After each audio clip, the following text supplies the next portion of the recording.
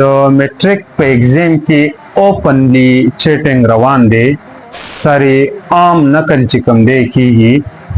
سلامونه ملګرو، زم ستاسو ورور ستاسو ملګری رحمان بنيره. د میټریک په ایگزام کې اوپنلی چیټینګ روان دی، سره عام نقل چې کوم دی کیږي. په بازارونو کې چې کوم بک سنټر دی یا سټیشنری شاپس دي، په دې کې کل عام پاکټي خرڅیږي.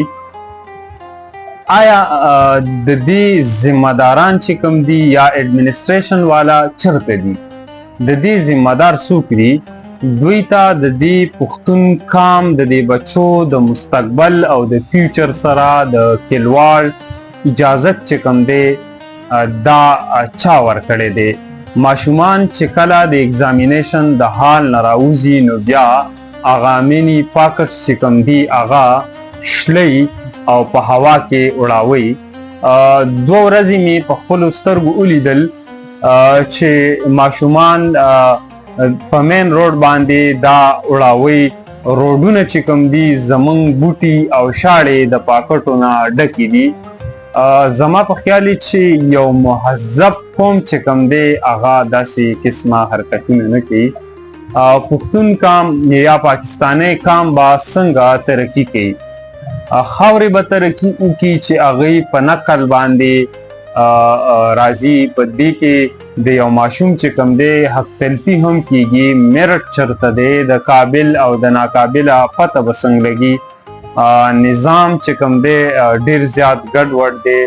څوک هم په دې باندې د اکشن اخیستلو واده نشته.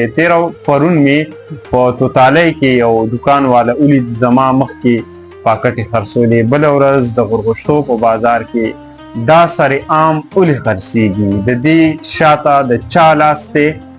او د ماشومانو د مستقبل سره دا کلواړ چې کوم دی څوک کول غواړي؟ ډیره زیاته د افسوس خبره ده. پکار ده چې د ذمہ دار تعین وکړی شي، هغه ته سزا ورکړی شي چې داسې قسمه حرکات ولې کیږي. او د دې نقل چې کوم دی روکتام به څنګه کیږي؟